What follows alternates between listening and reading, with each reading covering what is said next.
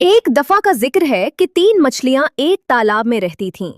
वो बहुत अच्छी सुहेलियां थीं और कई सालों से इसी तालाब में इकट्ठी रह रही थीं। एक दिन एक मछेरा वहां से गुजरा तो उसने देखा कि तालाब मछलियों से भरा हुआ है। वो हैरान और खुश हुआ और फौरन अपने साथियों को जाकर बताया। उन्होंने मिलकर फैसला किया कि अगली सुबह आएंगे और इन मछलियों को पकड़ेंगे। इन तीन मछलियों में से एक जो सबसे ज्यादा अक्लमंद थी, उसने मछेरे की बातें सुन लीं।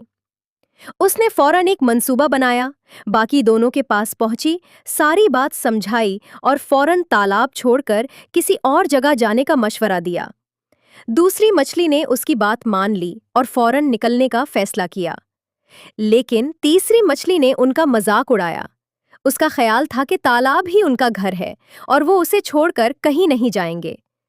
चूंकि बाकी दो मछलियां उसे कायल ना कर सकें, इसलिए वो तालाब छोड़कर रवाना हो गईं और तीसरी को उसकी मर्जी पर छोड़ दिया। अगली सुबह मछेरा और उसके साथी आए, जाल डाले और बहुत सी मछलियां पकड़ लें। उन्होंने वो तीसरी मछली भी पकड़ ली, जो नादानी की वजह से तालाब में रह गई थी, जबकि बाकी दो मछलियां जो पहले ही निकल चुकी थीं और अक्लमंदी दिखा चुकी थीं, बच गईं और इनाम याफ्ता ठहरें। सबक: अक्लमंद वही है जो वक्त पर फैसला करे।